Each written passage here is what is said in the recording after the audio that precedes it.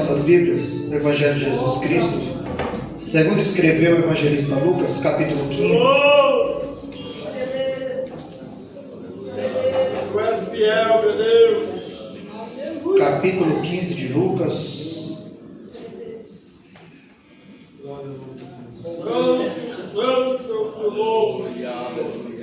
Vamos ler apenas versículo 1, 2 e 3. Lucas capítulo 15, versículo 1. Então aproximaram-se dele todos os publicanos e pecadores para ouvir. E os fariseus e os escribas murmuravam, dizendo: Este homem recebe pecadores e come com eles. E eles lhe falou esta parábola, dizendo... Os irmãos podem tomar o vosso assento. Desde já eu quero agradecer a Deus por mais uma oportunidade de poder fazer a exposição da palavra do Deus eterno. Agradecer ao pastor por ceder a tribuna. Spurgeon já dizia: não se preocupe com quem entra e sai da igreja, se preocupa com quem entra e sai do púlpito, porque é daqui que ele governa a igreja, é daqui que ele manda a sua palavra. Louva a Deus pela vida do pastor Charles, meu professor, meu amigo, meu mentor, o homem que veio dar os primeiros passos, muito importante no meu ministério, e foi quem Deus usou para aplainar o caminho para que eu estivesse aqui.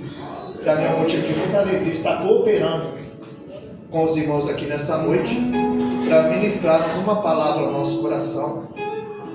E assim como Josué tinha um Moisés, Eliseu tinha um Elias, Paulo tinha um Gamaliel, Timóteo tinha um Paulo, você também foi muito importante para o ministério, Charles.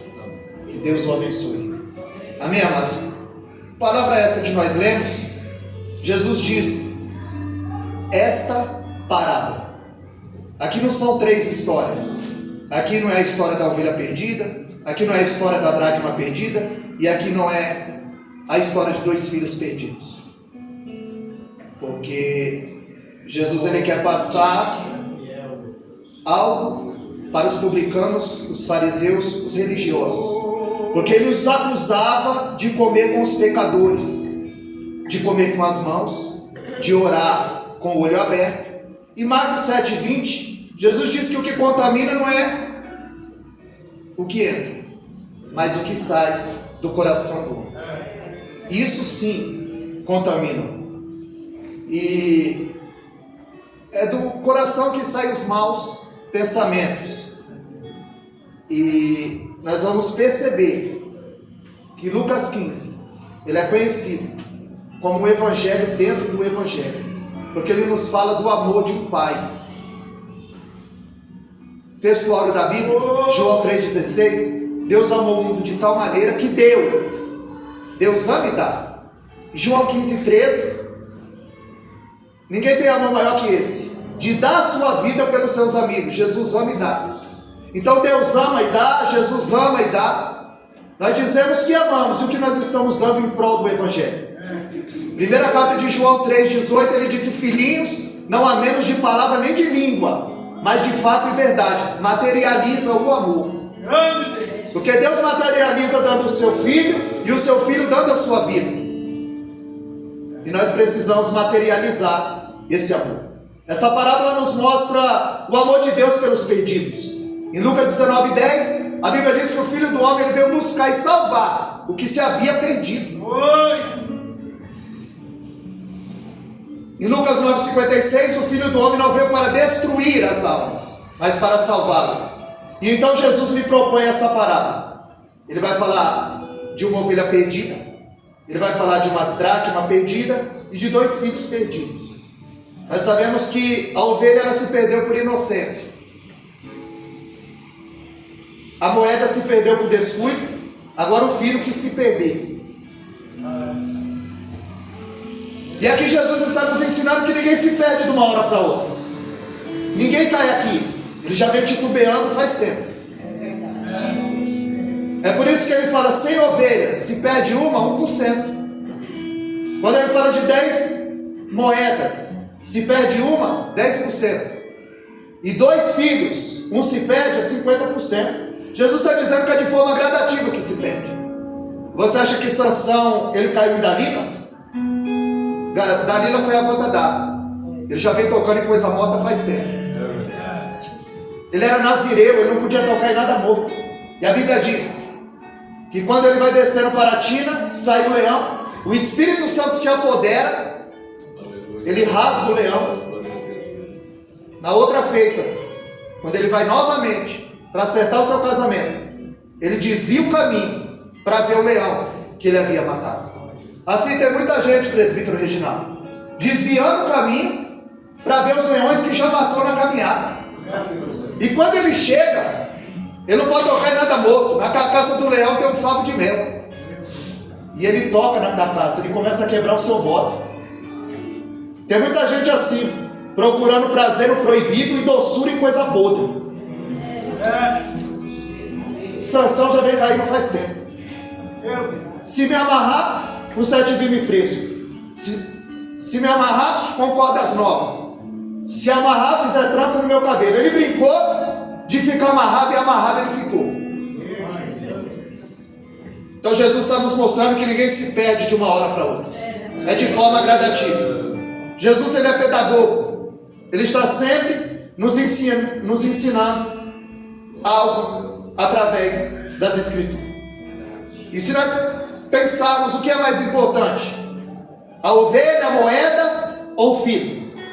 O pastor está atrás da ovelha, a mulher está atrás da moeda, mas o pai não está atrás do filho.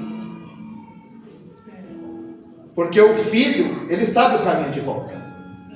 O filho precisa cair em si. Aonde o filho, ele se perdeu porque quis. A ovelha não sabia voltar e a moeda nem sabia que estava perdida. Nós vamos ver que Jesus está falando aqui de um ser perdido, fora de casa, e sabe que está perdido. Uma ovelha, um animal, um cachorro, sabe que está perdido. Às vezes a gente vê um cachorro e diz, esse cachorro está perdido. Jesus está falando de um ser perdido dentro de casa e sabe que está perdido. Depois ele muda para a moeda não tem sinapse, ela não sabe que está perdida. Jesus está falando de um ser perdido dentro de casa e não sabe que está perdido. E ele fecha com 2 filhos, um perdido dentro de casa e não sabe que está perdido, e outro perdido fora de casa e sabe que está perdido.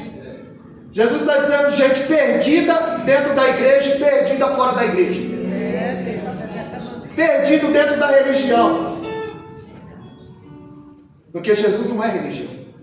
A palavra religião é religar o homem a Deus. E aí eles querem fazer o ecumenismo e colocar todo mundo debaixo do mesmo guarda-chuva, dizendo que todos os caminhos levam a Deus. Mas em João 14,6 ele diz, eu sou o. É o pronome o único. 1 Timóteo 2,5, há só um mediador entre Deus e o homem, Jesus Cristo, o justo. Provérbios 14,12, a Bíblia diz que para o homem há caminhos que lhe parecem direito, mas o final é o caminho da morte. Aleluia. Aleluia. Glória a Jesus. A ovelha é um animal míope, frágil. Ela não tem chifre, ela não tem veneno, ela não tem garra. Aqui a torna totalmente dependente do pastor. E ela tem o seu ouvido aguçado. Ela é míope, ela não enxerga de longe. Por isso que em João 10,27, Jesus disse, as minhas ovelhas ouvem a minha voz, eu as conheço e delas eu sou conhecido. Nós precisamos ter um ouvido sensível, ouvido de ovelha, para entendermos o que Deus requer de nós. Nós sabemos que Davi, ele escreve o Salmo 23 e escreve com propriedade. Quando ele diz, a tua vara e o teu cajado me consolam, ele está dizendo, o cajado vai buscar e a vara vai corrigir. Porque a função do cajado do pastor é 3 funções. Era orientadora, quando a ovelha ia desviando, ele com a vara colocava ela no plumo.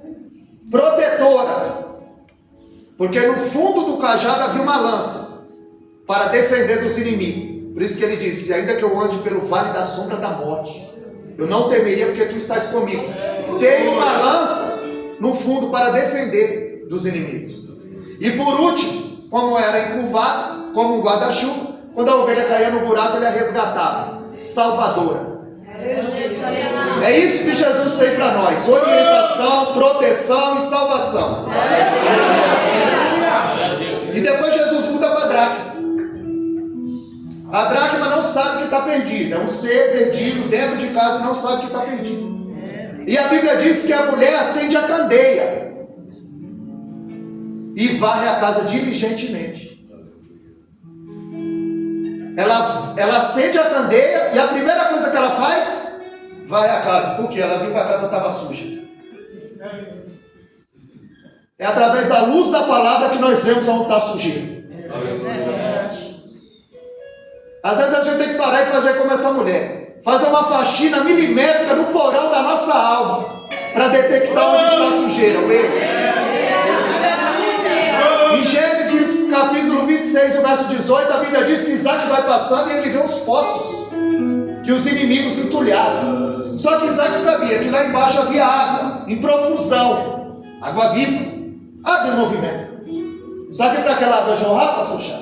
Tinha que tirar o entulho, a sujeira. Para a água jorrar na minha e na tua vida, tem que tirar todo o lixo, todo o pecado, tudo aquilo que não agrada a Deus. A mulher perdeu a dracma, acendeu a candeia e viu que a casa estava suja. Às vezes Deus ele permite a gente perder algo para acender o que está apagado e para limpar o que está sujo. É a luz da palavra. No primeiro dia, Gênesis 1:3, Deus disse: haja luz e houve luz.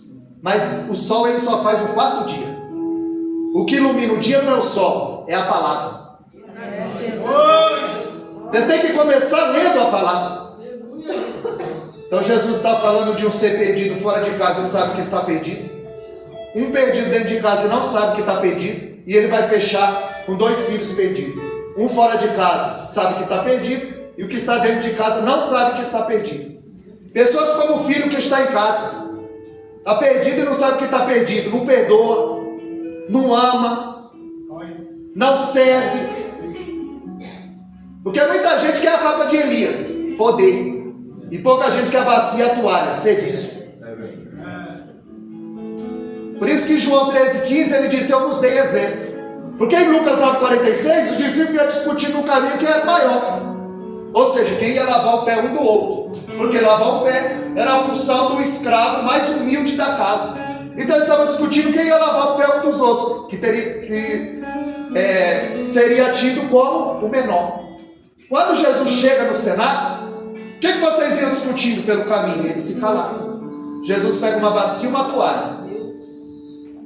Porque no reino de Deus a pirâmide está de ponta cabeça. Maior é o que serve. Maior não é o que prega, o que canta, o que dirige. Maior é o que serve. É o que lava o banheiro, é o que passa o pano. É diferente. Do reino a qual nós vamos morar é diferente. Na casa do pai o filho tinha tudo. Ele tinha o amor do pai, ele tinha abrigo, ele tinha pão, ele tinha amigos, ele tinha emprego, ele era cercado de bênção. Mas ele não deu valor. E nós estamos contentes com aquilo que Deus tem nos dado? Ou nós estamos como eles no deserto? Quando Deus manda o maná, a gente reclama querendo carne. A nossa oração é uma lista de compra ou uma carta de agradecimento? Obrigado, Senhor, por existir, por ouvir, por falar, por enxergar. Aleluia! Nós precisamos ser mais gratos.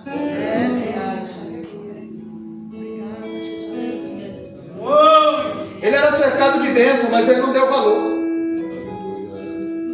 O filho estava cansado da rotina.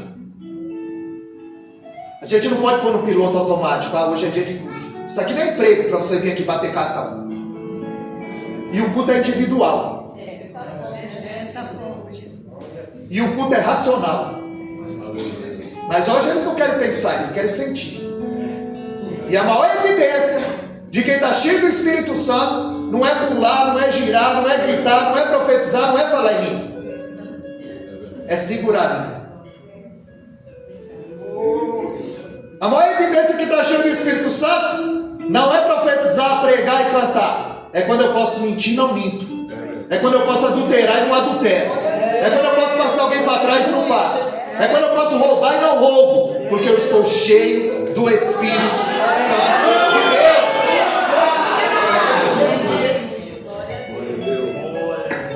Deus. Só que esse filho, ele estica o pescoço além do muro e ele vê um mundo multicolorido. E aquilo começa a borbulhar, efervescer no âmago da sua alma. E ele começa a sentir o desejo de abandonar a casa do pai. Caiu na rotina. É o piloto automático. Não é mais um culto, tem que ser um culto. No dia que Tomé faltou no culto, Jesus apareceu. Numa dessas, Deus muda a tua história, Deus muda a tua vida, dá uma direção. Aleluia. Porque a gente costuma dizer que não tem culto ruim. Tem crente ruim no culto. E ninguém pode dizer, o culto não foi bom, e a culpa é tua. Porque o culto é individual. Cada um vem prestar o seu louvor, a sua adoração.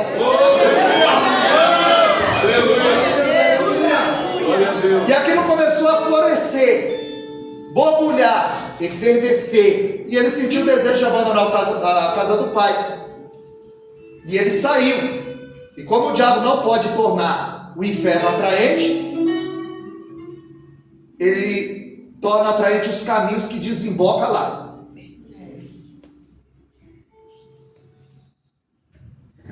Porque toda vez que você quiser navegar para longe de Deus, o diabo tem sempre o barco pronto.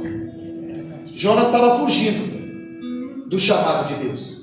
E ali o barco já estava pronto. Agora, se Jonas não quer fazer a vontade de Deus, ele não precisava fugir. Era só ficar parado, pastor. Tem gente que não está fugindo, mas está parado. Tem gente que não está fugindo, mas está parado. E o diabo, ele é sorrateiro. Ele é um estelionatário. Ele promete liberdade e escraviza. Promete uma noite de prazer e uma vida de tormento. Ele promete liberdade, escraviza, promete vida e paga com a morte. O pecado atrai, seduz, domina, engana e mata. Porque Romanos 6,23, o salário do pecado é a morte. Isaías 59,2 diz que o pecado e as iniquidades. Iniquidade é pecado consciente. Eu sei que está errado e eu continuo fazendo. Isso é iniquidade. Isso faz separação entre nós e o nosso Deus. E encobre o nosso rosto para que ele não nos ouça. Já percebeu que Mateus 6,6 ele diz: entra no teu quarto, fecha a porta, e o teu pai que vê, ele não ouve. O texto diz que ele vê. Porque o Salmo 139, o verso 4, a Bíblia diz que antes da palavra chegar na língua, o Senhor já conhece o que vai vir daí. Já permeou o nosso coração. Ele sabe o que perpassa. E o problema é esse: a gente está navegando muito na internet e pouco na Bíblia. A gente está gastando muito o banco da igreja e pouco a sola do sapato. Porque pregar aqui é fácil, aqui todo mundo quer ouvir. O culto não começa aqui às 18h30. O culto começa lá na tua casa quando você abre os olhos. Eu vou entrar na presença de Deus. E quando foi que a gente saiu? Ninguém sai da presença dele, você vive em culto. E o filho pródigo, ele estava prestes a descobrir que o pecado ia reter mais tempo do que ele gostaria de ficar, que o pecado ia levar mais coisa que ele gostaria de entregar, e que ia cobrar um preço mais alto do que ele gostaria de pagar. Ele pede a herança de pai vivo, ele mata o pai. Isso Jesus está contando para os publicanos. Isso é uma história de terror. Porque quem tem direito é o primogênito, não o mais novo, e de pai vivo. Jesus está contando isso para os religiosos. Ele pede a herança. Os irmãos sabem que herança é aquilo que você deixa para alguém. Legado é aquilo que você deixa em alguém. Ele pede a herança. Ele vai para uma terra longínqua, e lá ele bebeu todas as taças dos prazeres. Enquanto ele tinha dinheiro, a mesa dele estava rodeada de amigos. Enquanto ele tinha dinheiro, ele estava bem sucedido, uma falsa sensação, mas a Bíblia diz que houve uma grande fome naquela terra e ninguém lhe dava nada para comer. Onde o texto vai dizer que, em Provérbios, que o homem ele tem muitos amigos, mas ao pobre até o seu amigo íntimo o deixa. Gente que está com você pelo que você tem para oferecer. Ruth fugindo, Noemi fugindo. Noemi morava em Belém, com Elimeleque, Quilion e Malom, seu marido. Faltou pão na casa do pão, Belém, casa do pão. No dia que faltou pão na casa do pão, ela não esperou a providência de Deus, ela fugiu para Moabe. Em busca de pão, encontrou a doença. Em busca de sobrevivência, deu de cara com a morte. Lá morre o seu marido, e 10 anos depois morrem os seus 2 filhos. Agora são 3 viúvas em terra estranha. Porque nem sempre a melhor alternativa é fugir, é ficar e esperar a providência do Senhor. E ela ouviu falar que Deus visitou Belém com pão. Provérbio 19:2, a Bíblia diz que quem se precipita, peca. Ela não esperou. A nuvem se movia, o povo se movia. A nuvem parava, o povo parava. Você não dá um passo sem o sinal do céu. Verá sinais. Livro do profeta Amós 3:7. Certamente o Senhor Jeová não fará coisa alguma, sem antes revelar o seu segredo aos seus servos e profetas. Noemi reúne as duas, Ruth e Orfa, e diz: vamos para Belém. Deus visitou a cidade com pão. No meio do caminho, ela diz: volta para a terra de vocês, eu não tenho mais nada para oferecer. Eu não tenho mais um filho, vocês não vão esperar eu casar, o filho nascer e crescer. Volta para os deuses de você. A Bíblia diz que a Orfa a beijou e a deixou. Porque tem gente que só vai andar com você enquanto você tem o que oferecer. Mas a Ruth não.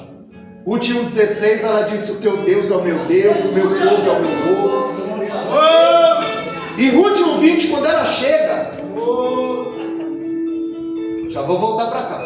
E Ruth 1,20, quando ela chega, eles disseram: olha, Noemi voltou. E ela disse: me chame Noemi, chame Mara, eu estou amargurada. A mão do Todo-Poderoso é contra mim. Eu saí ditosa e feliz, cheia, voltei vazia. Voltei com 3 atestados de óbito na mão.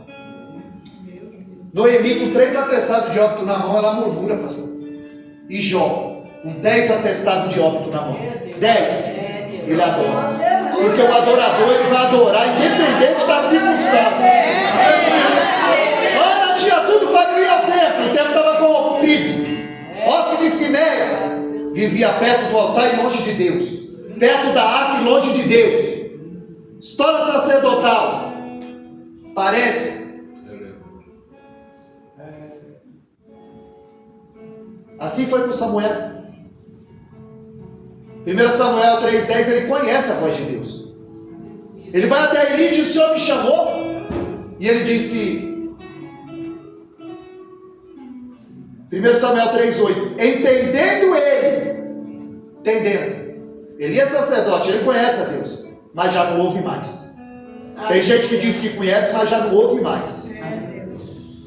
Samuel conhece a voz de Deus, e se Deus lhe intervém, ele ungia a pessoa errada.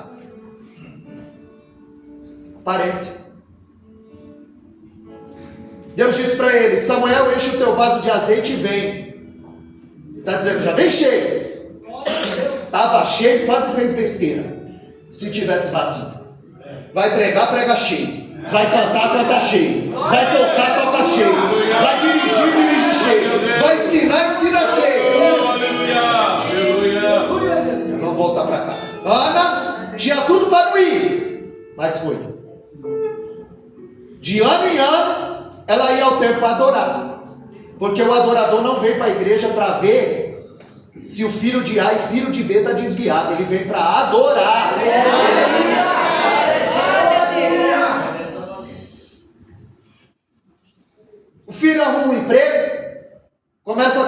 porcos, para judeu isso é o fim, é o fundo do poço. Ele não come carne de porco, quem dirá criar porco. E ele desejou comer as bolotas de porco. Ele começou a perceber, ele começou a cair em si. E ele percebeu que o que o mundo tem para oferecer é isso, bolota de porco. Por isso que a gente não pode criticar o nosso irmão, a gente não sabe qual chiqueira ele está vindo. A gente tem que amar o nosso irmão. Ao contrário desse da parábola. Ele não fica contente com a volta do filho. E a gente não sabe de que chiqueira ele está vindo. A herança estava preparada para ele, mas ele não estava preparado para ela. E ele diz, na casa do meu pai tem muitos empregados. Na casa do pai não tem só filho, tem funcionário também. Cobra para pregar, cobra para cantar. Tem funcionário também na casa do pai. Por isso que Mateus 7, 21 ao 23, e naquele dia, nota que é o dia vem, o dia está a caminho. E muitos me dirão, Senhor, em teu nome eu preguei, eu curei, eu quebrei a lei da natureza, eu fiz milagre no teu nome. Ele vai dizer, realmente, e eu te paguei para isso. Você era funcionário do meu reino. Apartados de mim, né? Se você era crente, aí você se corrompeu, não, eu nunca vos conheci. Você nunca foi crente.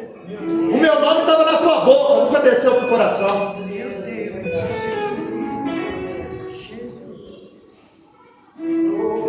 Esse homem, ele percebeu que ele não tinha mais amigos, mas ele só caiu em si quando a sua mesa ficou vazia, quando o seu estômago ficou vazio, quando o seu bolso ficou vazio, quando a sua alma ficou vazia, porque todo ser humano tem um vazio no peito do tamanho de Deus.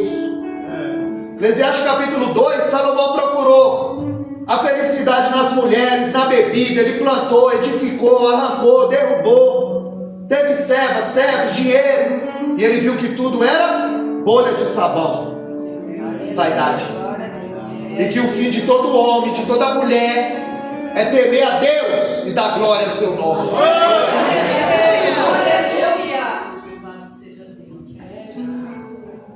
Ele perdeu tudo, menos o caminho de volta para a casa do pai. Ele sabia o caminho e o pai não está atrás dele porque ele precisava voltar. E ele vai ensaiando. Chega lá e vou dizer, pai, eu pequei contra o céu, contra ti. Eu não sou mais digno de ser chamado teu filho. Lucas 15, 18. Só que o pai está à espera. E ele vai ensaiando. E quando ele chega, ele diz, pai, o pai não deixa nem ele terminar. O pai corre ao seu encontro, o abraça, o beija. E ele vai dizer, olha, trata-me como um dos teus empregados. Ele chegou como servo e foi recebido como filho.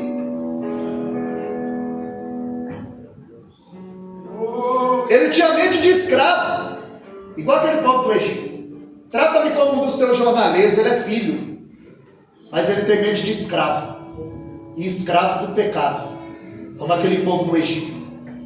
Deus manda maná, água boa na fonte, tirada da rocha, gelada. E o povo nunca estava contente. Estava reclamando, com saudade do pepino, da cebola, do coentro e do melão. Ou comida ruim.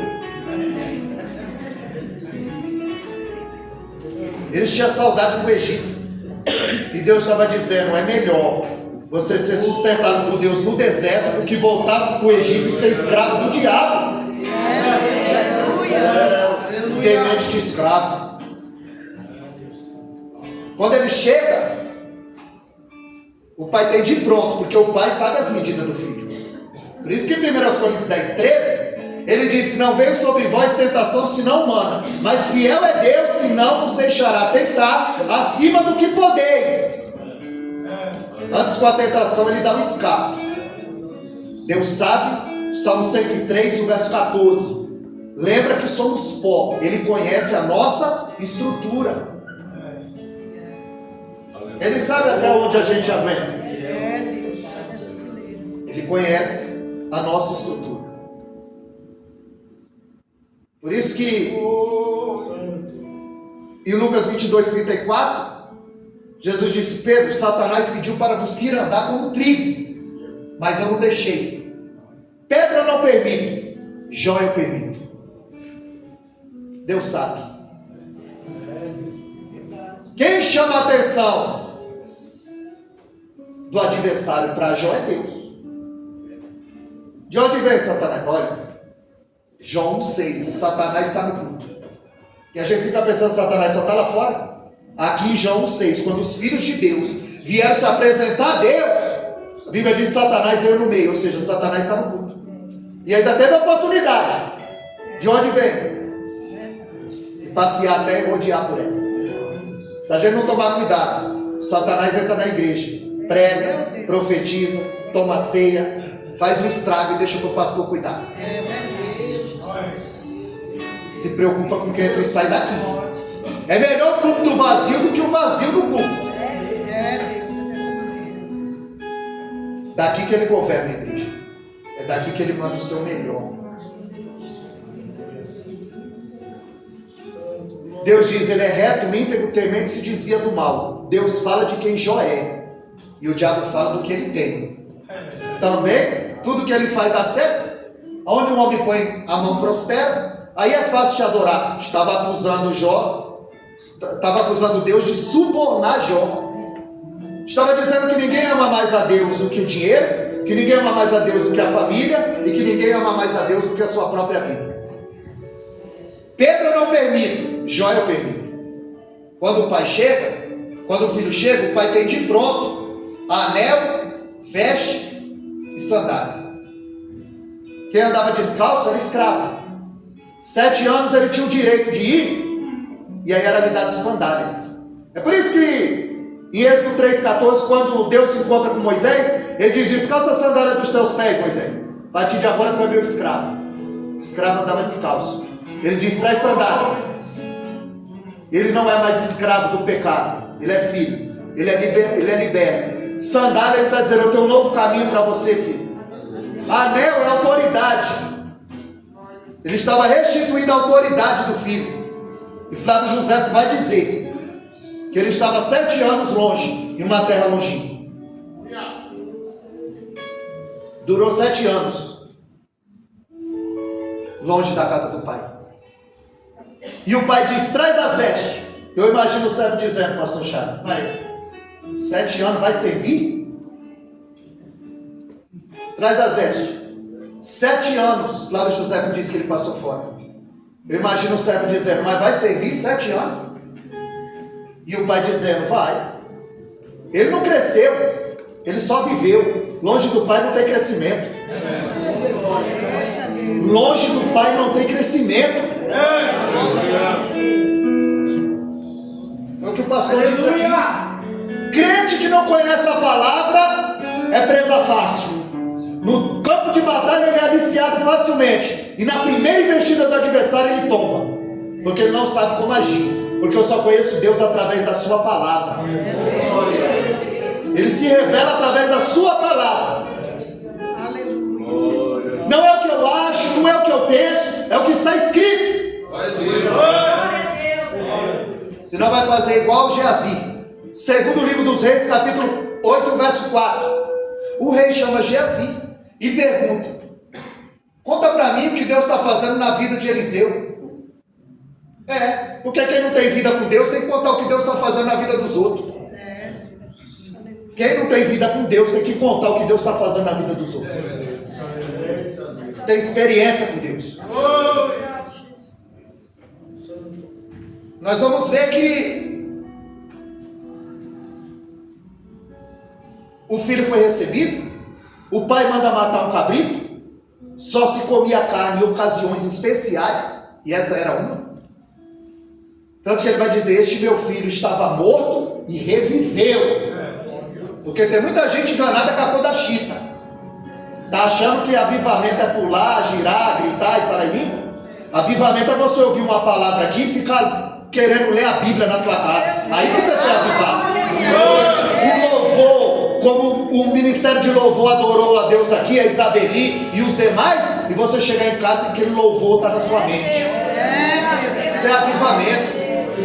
É você vir para o ensinamento e chegar em casa você quer mais. Porque o poço é fundo, não é raso.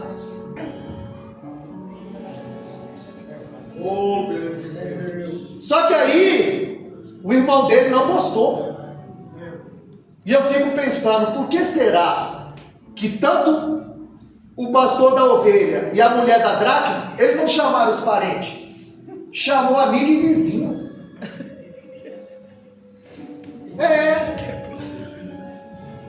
Chamou amigo e vizinho, não chamou os parentes. Porque quem foi que matou Abel? Quem foi que vendeu José?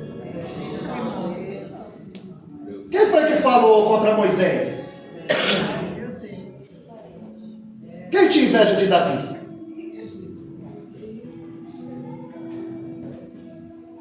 Quem colocou Jefté para fora de casa foi o 70 irmão. E quem não ficou contente com a volta do filho? O irmão dele não gostou.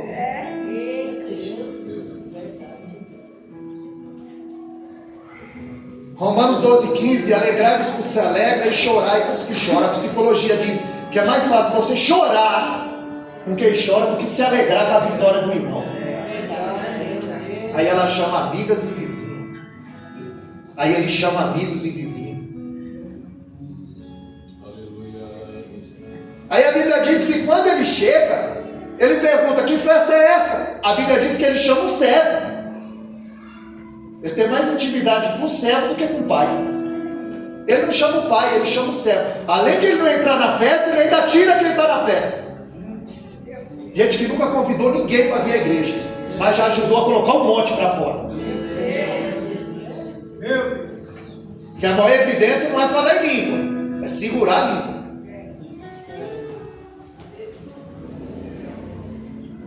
Ele se indigna.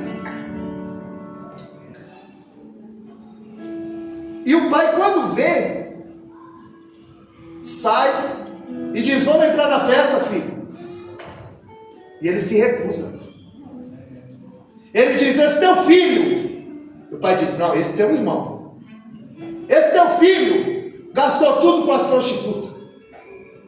Qual é o erro dele? Se ele sabe que o irmão dele está perdido, por que ele não foi atrás do irmão dele? Só que ele está perdido dentro de casa e não sabe que está perdido. Porque na religião dele não tem espaço para misericórdia, para perdão. Ele não perdoa o pai porque perdoou o irmão, e não perdoa o irmão por causa do pecado. Ele está perdido dentro de casa e não sabe que está perdido. Ele é o fariseu da história. Ele está com a síndrome do urubu. Só se alimenta da desgraça dos outros.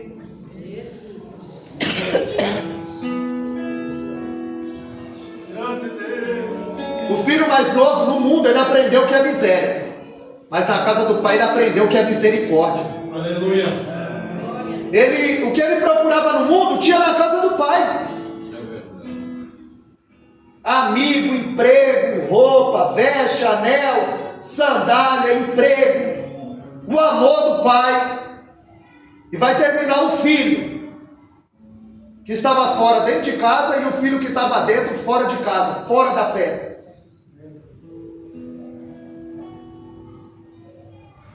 Ele coloca o pai e o irmão debaixo das mais acusações. E mais acusações da religião dele. Não há espaço para o perdão e para a misericórdia.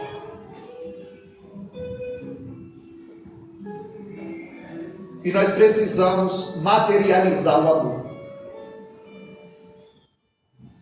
Não da boca para fora. Eu os amo. 1 João 3,18. Não amemos de palavra nem de língua, mas de fato e verdade. Vai ter um culto no lar. Nós vamos até lá. Tem hora que você tem que orar, mas tem hora que você tem que pôr a mão no bolso. Materializar o amor. Tiago disse isso. Eu não posso dizer para ele: se aquenta se eu não der a roupa, se farta se eu não der a comida. Isso é materializar o amor. Isso é fazer a obra do Deus eterno. Não é só de palavra de língua. Não adianta eu ir e dizer: olha, Jesus salva, batiza, leva para o céu. Sim. mas a minha despensa está vazia. O estômago do meu filho está vazio. Tem hora que nós temos que orar, mas tem hora que tem que agir. Tem hora que tem que pôr a mão no bolso. Se chegou ao seu conhecimento, Deus está nos dando a oportunidade de ser uma pessoa melhor, se tivermos condições, é claro. Nós não podemos cerrar o nosso coração. Então vai terminar o filho que estava dentro de casa fora e o filho que estava fora dentro. E como nós queremos terminar a nossa caminhada com Cristo? Dentro da casa do Pai ou fora da casa do Pai? Percebe que o ladrão da cruz, ele não foi batizado, ele não tomou ceia, ele não fez nada. Embora ele evangelizou o outro ladrão. Ele disse: você está na mesma condenação com ele e não tem? Já evangelizou, morreu como evangelista. Não teve tempo de tomar ceia, não teve tempo de nada. Teve tempo de mudar de vida, mudou de coração. Enquanto o povo via fracassado, os soldados vinham condenados, o ladrão viu um rei. Ele sabia que não acabava ali, que tinha algo muito maior. E ele diz: lembra de mim, rei. Você sabe que José disse para o padeiro e o copeiro. O padeiro morreu. Ele disse para o copeiro: lembra de mim. Quando estiver lá, lembra de mim. A Bíblia diz que demorou 2 anos. Mas quando o ladrão da cruz falou: Jesus, lembra de mim. Aprende a falar com a pessoa certa. Aleluia. Nós vamos aprender a falar com a pessoa certa. Como aquela sunamita. O que me chama a atenção naquele texto, 2 Reis, capítulo 5, é o discernimento daquela mulher. 2 minutos eu encerro. É o discernimento daquela mulher. Eliseu, 2 Reis 4:9, Eliseu passava e dizia: ali vai um santo homem de Deus. Mas Eliseu não andava sozinho. Ele tinha um assistente chamado Geazi. Só que ela diz: esse homem de Deus.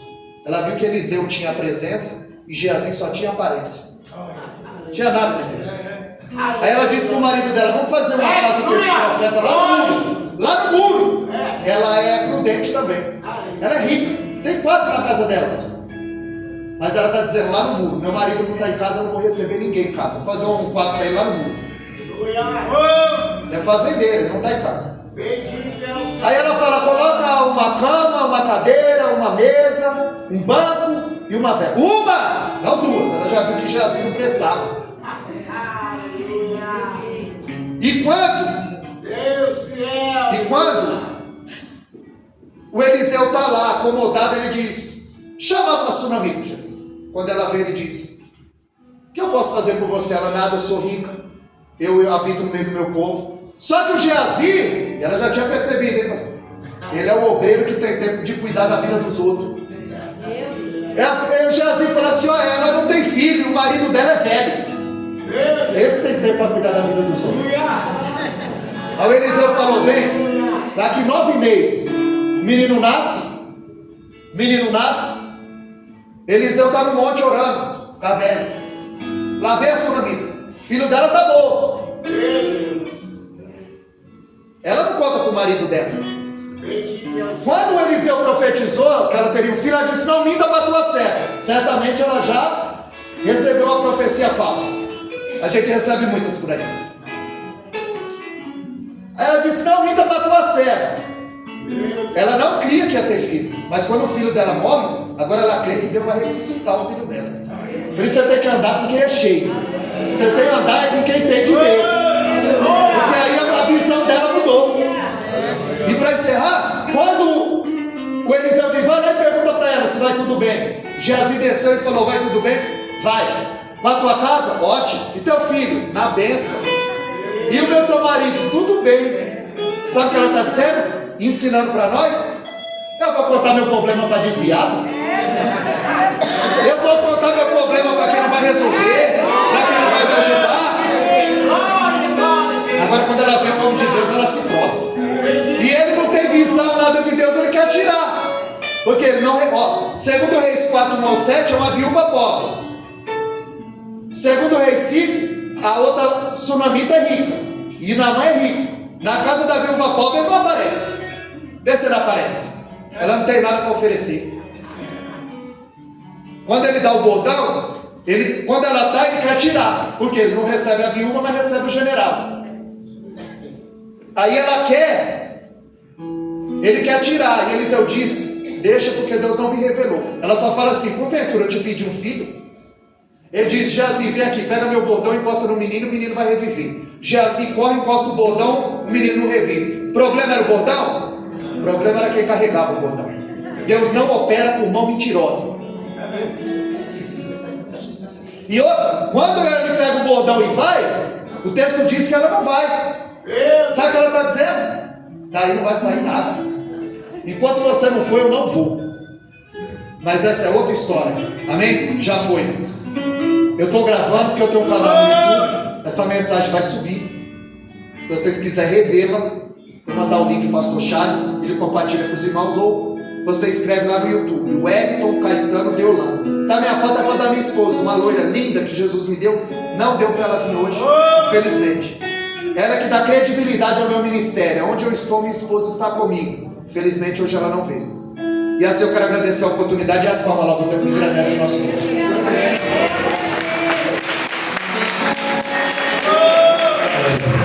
Meus amados, vamos colocar de pé em nome de Jesus. Que Deus abençoe a vida do pastor Wellington por essa palavra. Deus falou com você, irmãos? Dá para caminhar mais uns 40 dias aí, né? Bem, que Deus possa abençoar o servo do Senhor. Lembrando aos irmãos, terça pela manhã consagração. À noite nós temos nosso culto de ensino. Quinta consagração.